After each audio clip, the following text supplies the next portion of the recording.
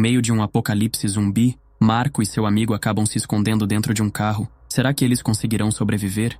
Algum tempo atrás, Marco está vivendo com seu pai, um homem rigoroso e direto. Para garantir que o filho soubesse sobreviver, ele lhe deu uma arma e tentou ensinar-lhe a usá-la. O problema era que Marco era muito pequeno para conseguir puxar o ferrolho. A arma escorregou de suas mãos e caiu no chão, deixando-o aterrorizado. Ele olhou para o pai, esperando alguma reação, mas o homem, como sempre, mantinha seu semblante impassível. A relação entre eles era simples. A sobrevivência era a prioridade, e qualquer sentimento ficava bem distante das preocupações do pai. Ele quase nunca conversava com Marco. Parecia não perceber o crescimento do filho, o que fazia o garoto se sentir cada vez mais solitário. Mas uma coisa era certa, sair da floresta não era uma opção. Enquanto não soubesse se defender, Marco estava proibido de explorar o mundo lá fora. No entanto, proibir algo para uma criança curiosa é praticamente um convite para que ela desobedeça. E Marco tinha seu próprio ritual secreto. Sempre que ia buscar água, fazia uma marca em uma árvore, avançando mais e mais para dentro do desconhecido. Foi assim que, um dia, ele encontrou um trailer abandonado. A adrenalina percorreu suas veias enquanto se aproximava e espiava pela janela. Entrou com cautela e começou a investigar o interior. Encontrou um brinquedo numa prateleira e ficou fascinado com ele. Mas antes que pudesse fazer qualquer coisa, uma sombra se moveu dentro do veículo. Marco congelou. Para sua sorte, o estranho não parecia ser uma ameaça. Percebeu que o outro garoto era alguém como ele. Sentiu uma conexão instantânea e acreditou que podia confiar nele. Em segundos, os dois estavam sentados juntos, compartilhando música e vivendo um raro momento de felicidade em um mundo em ruínas. Assim,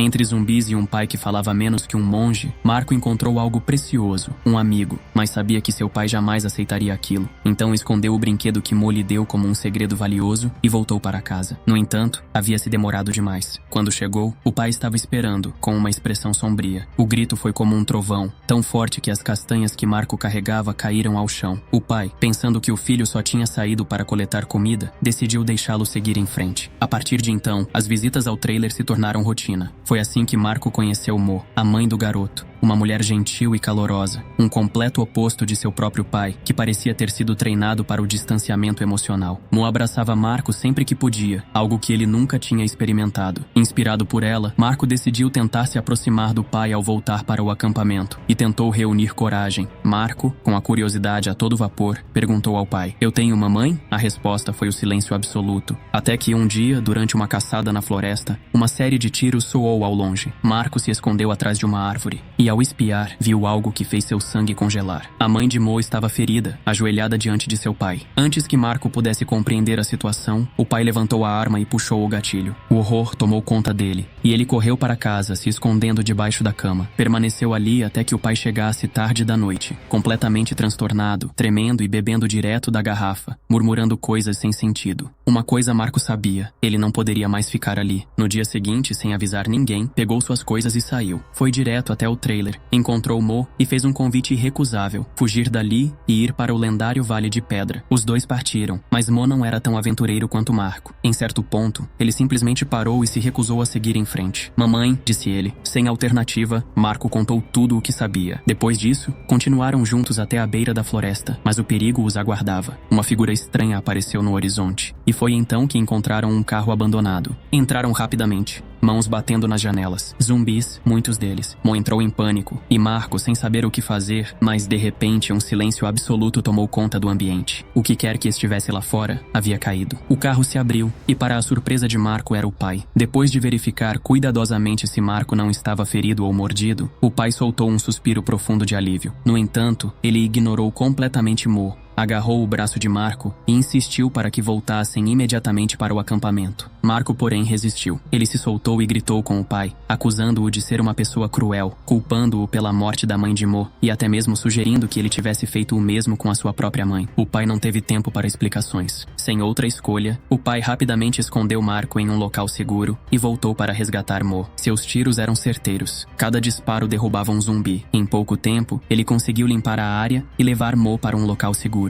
Mas então Marco virou-se e congelou. Um zumbi havia surgido atrás dele. Em pânico, ele pegou a arma do pai, suas mãos tremendo enquanto tentava apontá-la. Um disparo ecoou pelo ar, assustando o pai, que correu em direção a Marco. Mas antes que pudesse chegar até ele, um zumbi o derrubou. Por pouco, o pai conseguiu lutar e escapar da mordida, evitando o pior. Ele se levantou rapidamente e correu para Marco, percebendo que tinha sido um alarme falso. Marco não havia sido mordido. Ainda assim, sabiam que precisavam sair dali. O pai insistiu para que voltassem ao acampamento o quanto antes, mas ao levantar a manga da camisa, ele viu uma marca fresca em seu braço. Seu rosto ficou pálido. Ele sabia exatamente o que aquilo significava. Sem hesitar, afastou-se de Marco e se prendeu a uma árvore com correntes. Marco, percebendo que algo estava errado, se aproximou e foi então que o pai finalmente revelou a verdade. Ele não havia matado a mãe de Mo por crueldade. Ela já tinha sido mordida, e ele apenas pôs fim ao seu sofrimento antes que ela se transformasse. Com a voz falhando, pediu a Marco que fosse embora enquanto ainda havia tempo. Marco obedeceu. Segurando a mão de Mo, ele se afastou. Pelo caminho, e o silêncio da floresta foi quebrado por um único disparo. Marco parou por um instante, sentindo o peso da perda, mas não olhou para trás. Agora que seu pai se foi, ele sabia que precisava se tornar ainda mais forte. Conforme a noite caía, ele e Mo se abrigaram sob uma grande árvore. Marco se sentia perdido, sem rumo. Na manhã seguinte, recomeçaram a jornada. Após uma caminhada que parecia durar uma eternidade, finalmente saíram da floresta e encontraram um vasto campo aberto. Seguindo os trilhos de um trem, continuaram andando, sem saber onde estavam ou quão longe haviam chegado. A fome começava a pesar, até que avistaram um homem sentado à beira dos trilhos. Ouvindo um rádio, o homem os analisou de cima a baixo. Juntando coragem, Marco pediu comida. O homem não respondeu imediatamente. Em vez disso, perguntou para onde estavam indo. Ao ouvir o destino dos garotos, ele suspirou e disse que gostaria de ajudar. Curioso, Marco olhou para o prédio próximo, cujas janelas eram gradeadas. Foi então que percebeu a verdade sombria. Os filhos daquele homem estavam infectados. Depois de encherem o estômago, Marco e Mo retomaram a caminhada. O trajeto era longo e os pés doíam, mas pelo menos as brincadeiras entre os dois tornavam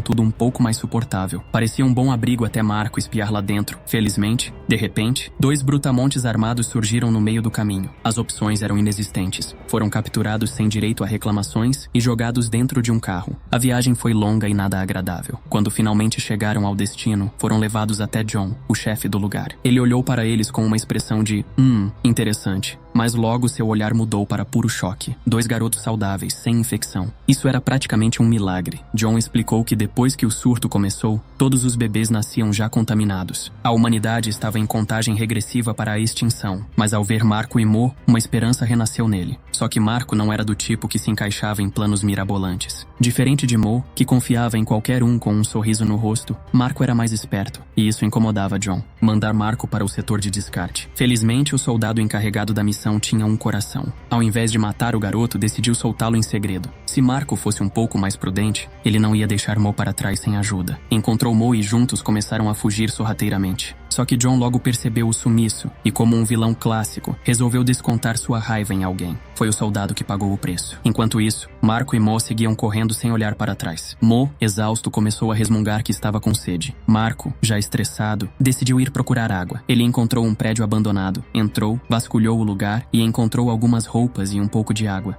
Ao sair para a varanda, finalmente viu o mundo real, e não era bonito. Uma cidade inteira consumida por monstros. Um lembrete cruel de que a floresta nunca foi a realidade. John e seus capangas estavam ali. Sem perder tempo, John mirou sua arma em Mo, mas antes que pudesse atirar, um drone surgiu. E então foi tiro para todos os lados. Quando Marco piscou, John e sua equipe já estavam no chão. Escondido nas sombras, Marco tentou se manter invisível enquanto os soldados vasculhavam a área. Estava indo bem até que, sem querer, fez um barulho. Foi o suficiente. As cabeças dos soldados viraram em sua direção. Mo percebeu o perigo e, sem pensar, pegou uma arma do chão. Só que os soldados eram mais rápidos. Antes que pudesse reagir, um tiro ecoou e Mo caiu sem vida. Marco congelou. Era como se o mundo inteiro tivesse ficado mudo por um instante. Mo estava morto. Ele queria correr até o amigo, queria fazer alguma coisa, qualquer coisa, mas não conseguia se mexer. Marco ficou ali sozinho, mas não podia parar. Precisava seguir em frente. Ainda tinha uma missão: encontrar sua mãe. Só que havia um pequeno detalhe. O Vale de Pedra nunca existiu. Aos poucos, Marco começou a entender a verdade. Passou a vida inteira acreditando numa mentira. A raiva tomou conta dele. Sem saber o que fazer, subiu até o topo de uma montanha e olhou a cidade imensa abaixo. Era um labirinto de prédios destruídos, uma selva de concreto. Talvez aquilo fosse o tal Vale de Pedra, talvez não. Mas, sem opções, decidiu explorar, com cuidado, para não chamar atenção. Marco atravessou as ruas cheias de zumbis. Ele encontrou um hospital abandonado. Entrou e passou por corredores vazios até abrir a porta de de um dos quartos. Ali, no meio do nada, viu uma mulher de branco. Ele prendeu a respiração. Seria sua mãe? O coração acelerou. Com cuidado, se aproximou e estendeu os braços, como se tentasse abraçá-la. Mas, no instante em que a tocou, sentiu uma dor aguda na mão. A mulher virou-se lentamente, e em vez do rosto gentil de uma fada, Marco encarou algo saído de um pesadelo. O instinto gritou mais alto. Ele girou nos calcanhares e correu. Marco deslizou até o chão, tremendo. Ele já tinha perdido tudo, e agora até mesmo sua última esperança se transformava em mais uma piada cruel do destino. Quando finalmente conseguiu sair do hospital, Marco não era mais o mesmo. O olhar vazio, o peito pesado, caminhou até um muro cheio de cartazes de pessoas desaparecidas. Era como se estivesse aceitando que talvez nunca a encontrasse. Então ouviu um som vindo de um prédio. Ele se aproximou, mas era só um holograma repetindo uma gravação qualquer. E foi aí, o barulho atraiu uma multidão de zumbis. Marco olhou ao redor e percebeu que estava encurralado. Apenas uma porta de ferro fina o separava deles, e ele sabia que não duraria muito. Pela primeira vez, desistiu. Sentou-se no chão e colocou os fones de ouvido. Marco olhou ao redor e percebeu que estava encurralado. Apenas uma porta de ferro fina o separava deles. Mas em vez de dentes cravando em sua pele, Marco ouviu outro som.